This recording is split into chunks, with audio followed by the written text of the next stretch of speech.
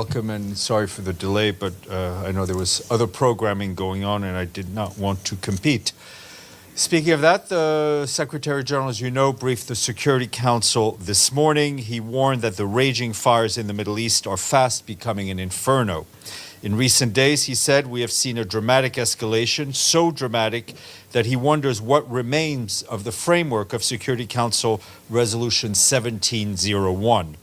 UNIFIL peacekeepers from our end remain in position, and the UN flag continues to fly despite the Israeli army's request for us to relocate, the Secretary General noted.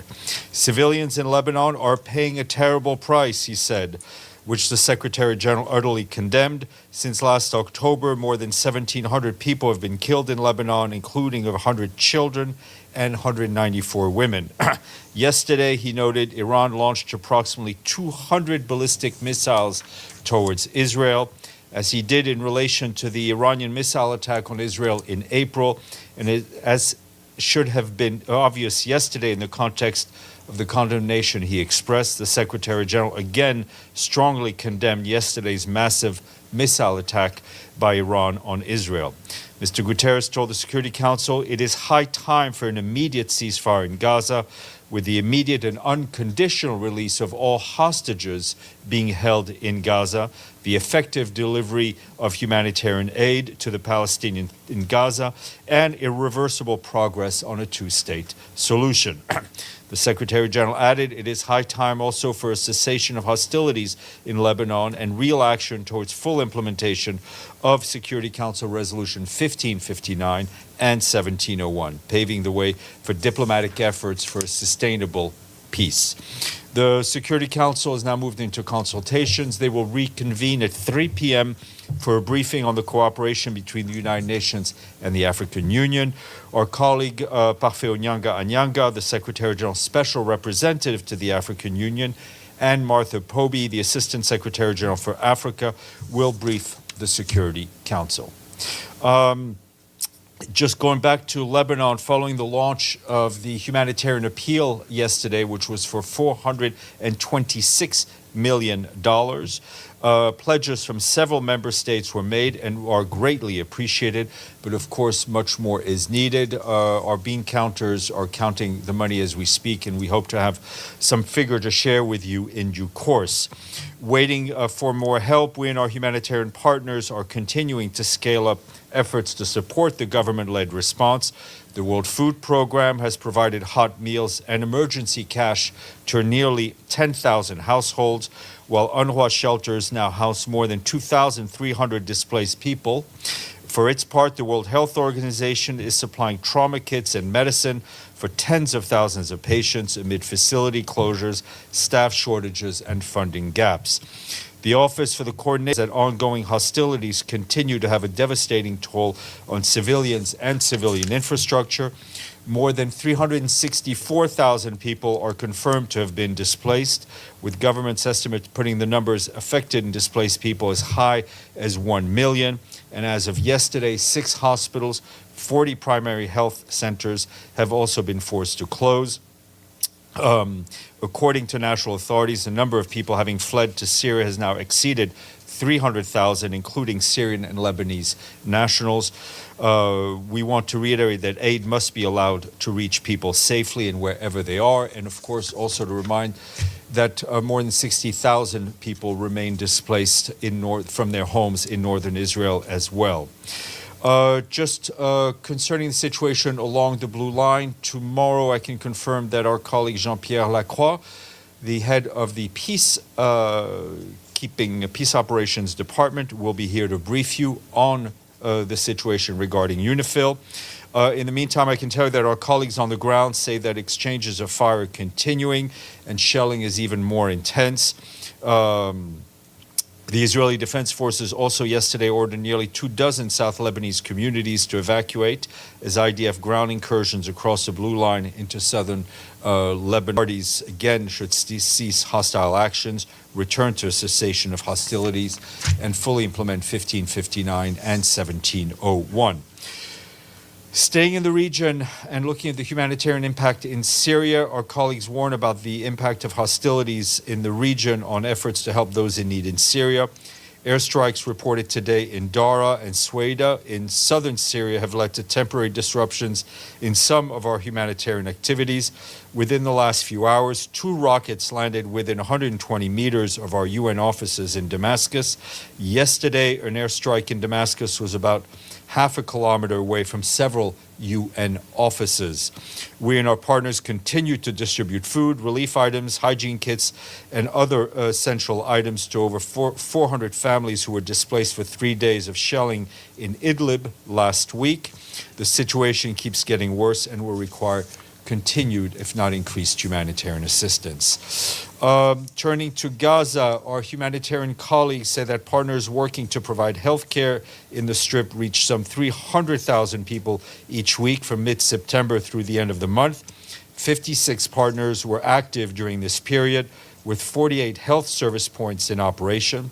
As of Sunday, there were 15 emergency medical teams on the ground in Gaza supporting the local healthcare workforce, including 3 in northern Gaza. And following up on questions at yesterday's briefing, OCHA colleagues tell us that preparations are underway for a second round of the polio vaccination campaign, which is expected to take place mid-October and will include also the distribution of vitamin A supplements. As part of a also as part of a new project launched by the World Health Organization in the North, 240 national emergency medical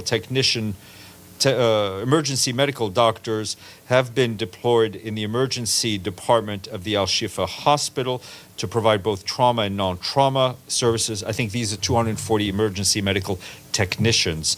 OCHA also warns that health facilities in Gaza continue to face severe supply shortages due to obstacles hindering the entry of humanitarian aid, as well as a growing backlog of health supplies and equipment awaiting entry into Gaza. Quick trip announcement. Our Deputy Secretary General, Mina Mohammed, will be traveling to the Kingdom of Lesotho to attend the official commemoration of the bicentenary of the founding of the Basotho Nation and she will go there on behalf of the Secretary General. While there, she will engage with senior government officials, parliamentarians, and traditional leaders. She will also meet with local communities, UN colleagues, and other stakeholders to discuss key national efforts to reform state institutions and to accelerate implementation of the Sustainable Development Goals. From there, she will also head to South Africa to engage with senior government officials on the forthcoming G20 presidency of the Republic of South Africa. Ms. Mohammed will then go on to Azerbaijan to participate in the preparatory meeting for the 29th session of the Conference of Parties on the Framework Convention on Climate Change, otherwise known as pre-COP 29. She'll be, of course, meeting with various delegations from member states attending the event. While in Baku, she will also meet with senior government officials of Azerbaijan to discuss the ongoing COP negotiations. She will be back on the 11th of October in New York City. Staying in this hemisphere and turning to Haiti, our colleagues from the Office of the Coordination of Humanitarian Affairs are deeply concerned by the rising displacement in recent months as escalating gang violence deepens the country's humanitarian crisis. According to new figures from the International Organization for Migration, more than 700,000 people are now internally displaced in Haiti. That's an increase of 22% since June. More than half of the people displaced are children. About 3/4 of the displaced seek shelters in other provinces, with the Grand Sud region alone hosting nearly half of the total displaced population. In Port-au-Prince, where the security situation remains highly unstable, 1/4 of those displaced lived in overcrowded sites with limited access to even the most basic services. And also yesterday marked the start of the school year in Haiti. But as you can imagine, our humanitarian partners have been working closely with the authorities to support their national Back to School campaign. UNICEF, through its Back to Learning campaign, is working to help children impacted by the crisis resume their education. 1.4 million children and teachers have experienced severe disruptions to education over the past year due to the ongoing insecurity. In partnership with local organizations, UNICEF is offering various forms of support, including by providing cash transfers so that families can cover school-related costs, helping displaced children integrate into host schools, distributing school kits, and doing whatever we can to support these children and their teachers. However, the response remains, as you will not be surprised, severely underfunded. Just 30% of the $30 million needed to provide education support for Haiti this year has been received. Overall, the humanitarian response plan for Haiti remains 39% funded, with $264 million in the bank out of the $674 million we need. We continue to call on member states to step up and support Haiti. Moving to Europe and Ukraine, our humanitarian colleagues say that an attack yesterday on a busy marketplace in Kherson in the south of the country killed and injured dozens of civilians. That's what local authorities are telling us. The humanitarian coordinator in Ukraine, Matthias Schmale, strongly condemned the strike and called for protection of civilians during the war. Also yesterday in the south, Zaporizhzhia came under heavy bombardment, and authorities reported scores of civilian casualties. Some 70 houses were also damaged, and this is according to what local authorities are telling us. Our humanitarian partners supported the response in both locations, providing hot meals and delivering emergency shelter. They also provided other types of support. In the north of the country, an overnight attack on energy facilities in Sumy left 90,000 consumers in 3 communities without electricity, according to Ukrainian State Energy Company. Meanwhile, still in Sumy, local authorities are announced a mandatory evacuation of children from 90 towns and villages due to severe hostilities. Obviously, that will have a direct impact on their education. And also want to flag a couple of notes from Africa, Central African Republic. Earlier this week, the government and the United Nations signed a handover protocol on the protection and transfer of children associated with armed forces and groups to civilian authorities. The agreement recognizes these children as victims and mandates their transfer to civilian authorities within 24 hours after their release from an armed group or armed force. The protocol also sets out clear procedures for family reunification and for the reintegration of these boys and girls into society. The special representative for children in armed conflict, Virginia Gamba, welcomed this announcement, adding that it is the culmination of a process initiated 7 years ago. And in Eastern Africa, a new estimate from our humanitarian colleagues indicate that nearly 67 million people in the region are now in need of humanitarian assistance. That is more than 20% of the total number of people in need globally. The region is facing some of the world's largest humanitarian crises, driven by climate change, conflict, political instability, economic shock, and disease outbreak, as you well know. These include cholera, measles, and mpox. At least 776 cases of mpox have been reported in the region as of September 26.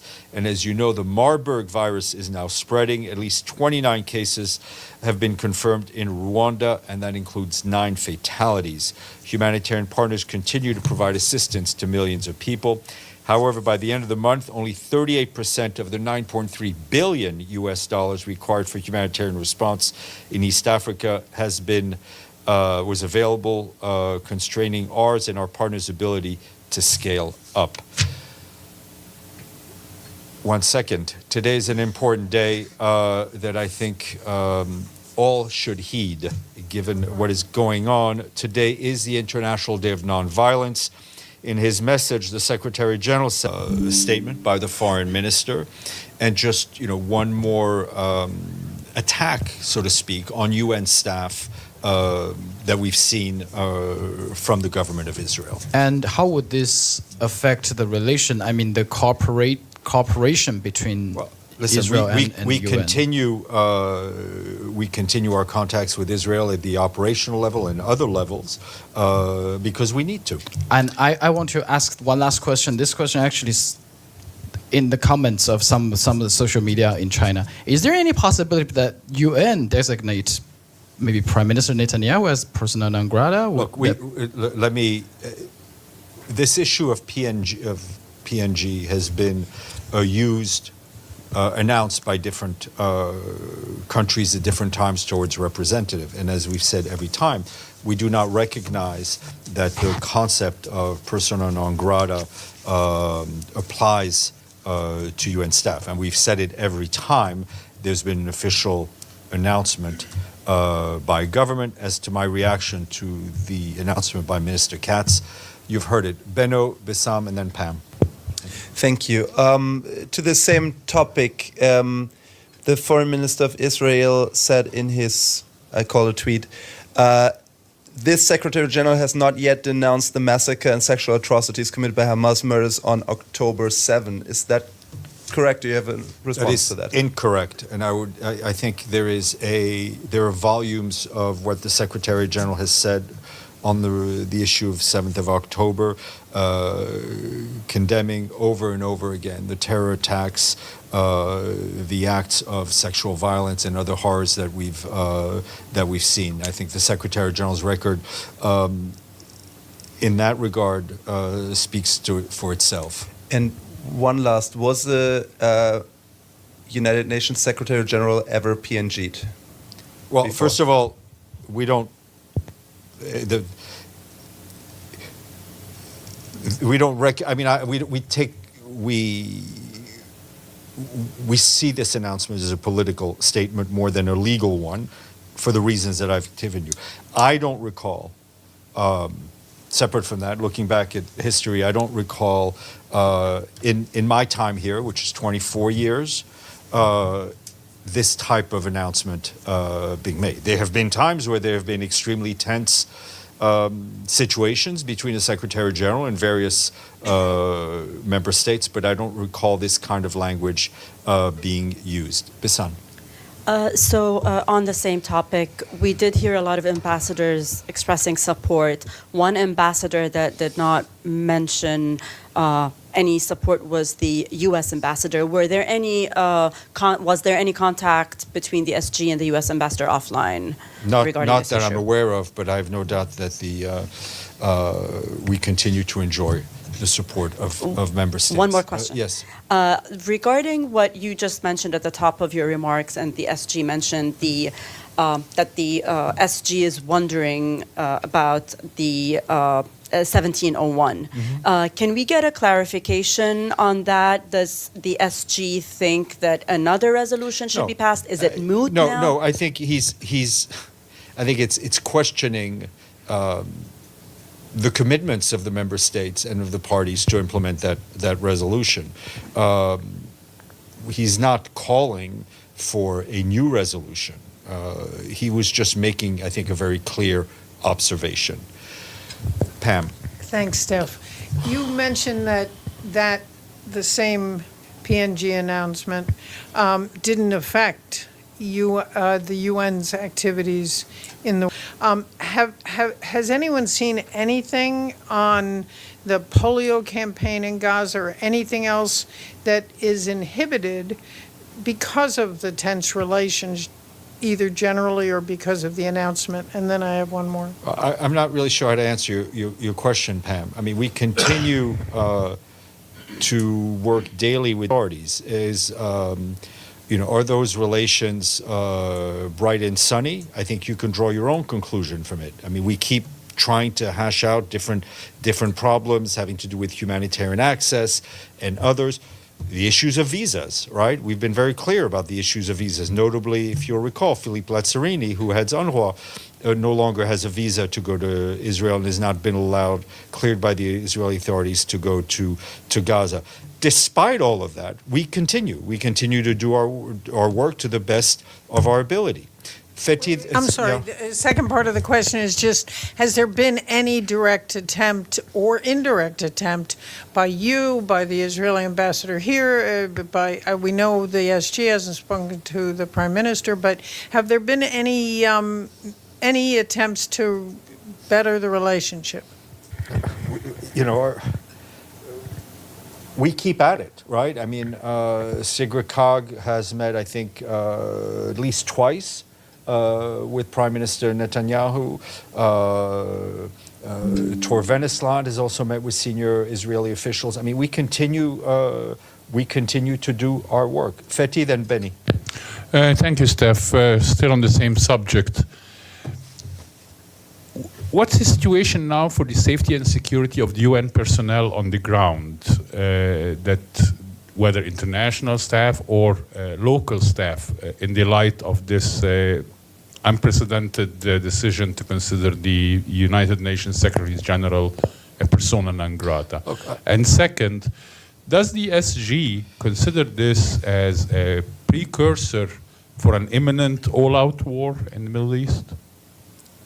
By Does he alienating... consider, is he relating the announcement by the Israeli foreign minister to a precursor of all-out war? I mean, the decision No, I think that's an analysis I will- alienating the UN. That's an analysis. I will leave to you. I think there are other facts on the ground which are extremely concerning to the Secretary General and to the international community about the risk of an all-out conflagration. So that's that. I have no doubt that the Israeli government continues to take its responsibilities that any country has that hosts UN staff to ensure the safety of UN personnel serving in their territory and territories over which they have responsibility. We had seen in the past, not too long ago, some incitements from some quarters, which notably led to attacks on UNRWA offices in East Jerusalem, which could have been very scary. But thank God, no real damage. Benny, and then Abdelhamid. Two questions unrelated. The first one has to do with the leap of faith. Why should something... Sorry, put a little closer. The first one has to do with the leap of faith. Why should something... Leap of faith. Of faith. Why Oh, should something unsaid should be obvious? Well, it was obvious to us. Maybe it wasn't obvious to others. I think the clarity of the Secretary General's message was made clear to those who read and listened to him today. But you agree that it was unsaid on Tuesday Well, I night. think I will not say more than the Secretary General said today, because I think that was clear, and I think if I add to it, it may make things less clear. Okay, so second question has to do, we've been talking a lot about 1701 in the last few days. I have a question about 1559, which basically calls for disarming of all militias in Lebanon. Closer. Right? Yeah, Sorry. I just want everybody else to hear you, not just me. Please, they don't really want to hear. Anyway, Yeah. I want to ask about, rather than 1701, I want to ask about 1559, which called for mandated the disarmament of all militias in Lebanon. That hasn't happened since 1559, since 1701, and clearly the Hezbollah is much more powerful than the Lebanese army that is supposed to disarm it, and it's represented in the government that controls that army. So the question is, why would anyone look at 1701 as a model that should be followed? Well, it's not so much a model that should be followed, it's a mandate from the Security Council that should be followed. And I think the parties are listed in those resolutions, know what they have to do. The fact that it hasn't progressed in the right direction is clear to you, and it's clear to me, and it's clear to others and to the Secretary General, who, as I said, observed and wondering aloud what remains of that framework. So when you say the parties know what they have to do you include in that Israel's disarming of Hezbollah as dictated by 1701 and 1559? It is about the return of the authority of the state of Lebanon Could you explain what happened to this Russian journalist that his credentials was convoked. I'm sorry if you explained it before. I didn't explain it to you because I was just made aware of this literally less than 20 minutes ago. I think the issue is being dealt with between the Russian Federation and our colleagues in the Department of Global Communications. Okay. Second question. In the last 24 hours, there were 5 massacres committed in Gaza. 51 was killed, 165 wounded. I asked many times that the killing of Palestinians becoming no news in the noon briefing. How could these? I don't think it's no news. We remain in Gaza. We remain side by side with civilians. As you know, our own staff, which is majority of Palestinians themselves, have suffered alongside the civilians, and we continue to condemn any and all killing of civilians. Your next question. So some of them were killed in UN schools, by the way, in shelters. And we have 51. We have spoken about that. Yes, sir. Your next question. My next question about the right of self-defense. Many of the Western countries spoke in the Security Council, spoke about the right of Israel to defend itself, especially the US. They repeated that 3 times. Now, does Iran have the same right? Was it attacked or not by Israel? Was its sovereignty was violated or not by Israel? Your next question. My next question about the right of self-defense. All other countries. Many of the Western countries spoke in the Security Council, spoke about the right of Israel to defend itself, especially the US. They repeated that 3 times. It will not come as a surprise to you, and this may be an honest assessment, but that different member states interpret international law differently. Sonia. Sorry, go ahead. Sorry. I'm sorry. No problem. Sorry. Secretary General has made clear that his only power is his voice, and he has elevated this week 3 times.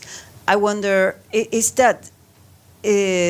has he used it privately to lead any diplomatic efforts to stop what is unraveling? I mean, the messages that he gives publicly are the same ones that he gives privately, and that his representatives on the ground, whether it's Tor Venesland, whether it's Janine Hennis-Plasschaert in Lebanon, all give. And they're continuing their intense contacts with all the parties involved. Stefano. Thank you, Stéphane. About the situation in UNIFIL, we heard what Secretary General said at the Security Council, that they will stay, and what you just said about the flag still there. But they arrived there as peacekeepers. If there is not at all any more peace there, what are they doing there? Because usually we learn that the UN will never send peacekeepers when there is a fight going on. They have to wait for peace, and then they keep the peace. The peace is not there anymore. I think you're making an observation, which I will not question.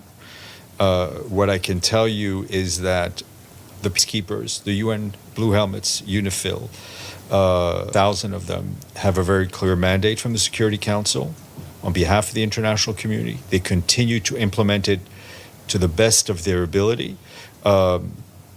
They continue to be we believe, a force of deterrence, and they also provide a critical, I would say, communications framework where our UNIFIL commander speaks both to the Lebanese Armed Forces and to the Israeli Defense Forces. Obviously, they're also reporting on what is going on. We spoke to one of my colleagues there a few hours ago. He said there continues to be intense shelling, but they are constantly adjusting their operational posture to ensure their own safety, while at the same time implementing their mandate. And I said it yesterday, but it needs to be said again, because the message from the troop contributing countries has been very clear, is that they're sticking with this mission, and we are extremely appreciative of the fact that they are sticking with this mission. Just a quick follow-up. the troop they're contributing, someone has been suggesting that the rules of engagement of the UNIFIL should be, enlarged. I mean, should be made, changed by the Security Council. In what way? There is some proposal that the actual rule of engagement of those soldiers that are there, I don't know, maybe But in the what way way? can defend themselves if they somebody start to shoot at them. I mean, some peacekeepers are always allowed to defend themselves. Obviously, if the rules of engagements change, then they will change. Senor. Steph, again on the persona non grata declaration, you said there were no legal effects, but the fact is that the Israeli foreign minister, he banned Mr. Guterres from entering the country. So there are some legal effects. Well, listen, we're not looking at it through a legal lens for a number of reasons, including the one I gave you. And what is clear that any Secretary General, whenever he so far just he, goes to a country, it is at the invitation of that country. So that's just a basic principle. So you can do the math on how we see this. Yes, go ahead. Follow up. At the same time, last week, Mr. Netanyahu came to New York and he brought with him 40, 50 people inside the General Assembly, right? So there is no correspondence between the UN behavior and Israel behavior. I didn't hear a question mark there. Before we go back to, is there any questions on the screen? Because I don't have my phone. Yes, Mike. Firstly, Steph, you are forever persona grata at Shea Wagenheim. Anytime. You went out of Thank there. you. Yeah. Two questions for you. Please indulge me. When the Secretary General says the UNIFIL flag or the UN flag still flies, does he mean that there's just an outright refusal to move the peacekeepers or not in this particular situation? Or what exactly does that mean?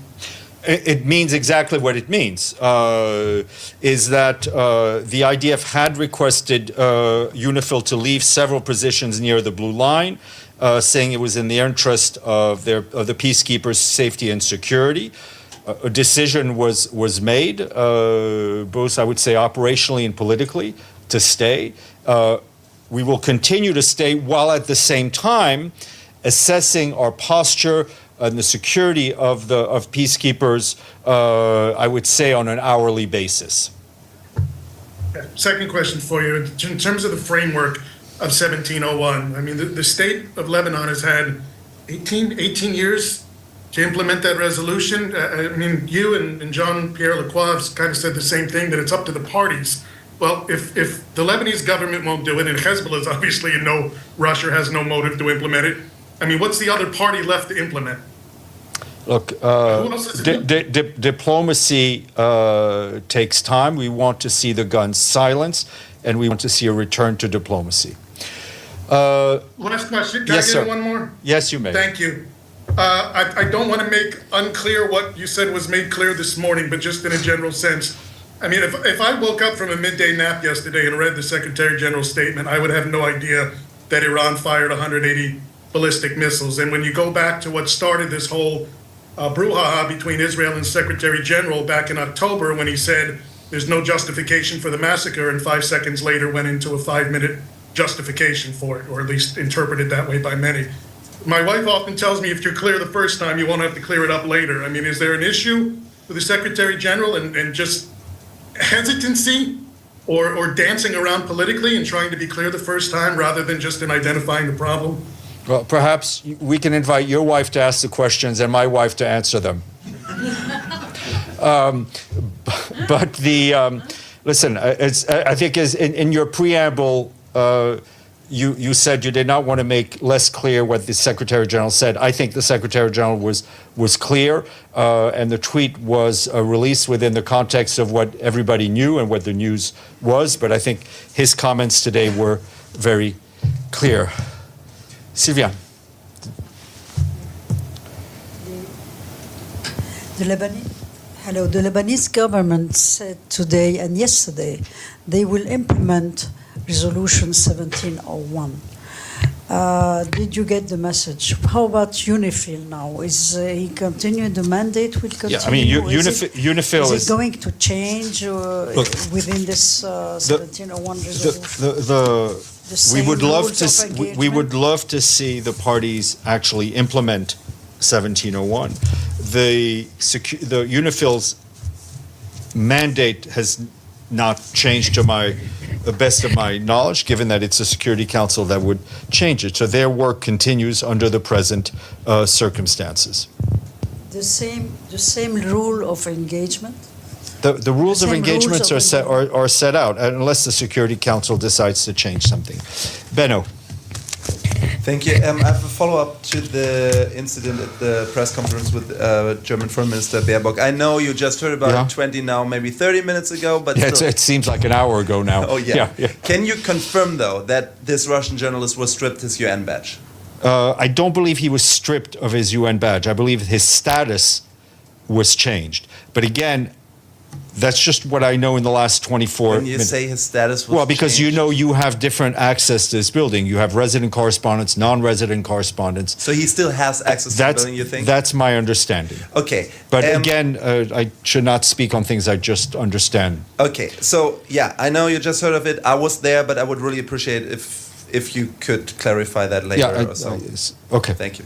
Deji and then Abdelhamid. Yeah, just a quick How follow-up. about saying it's obvious? Just a follow-up on the banning of the entry of Secretary General to Israel. Does that mean that the Secretary General cannot go to Gaza if he wants to? I think you all know that in order to get to Gaza, it does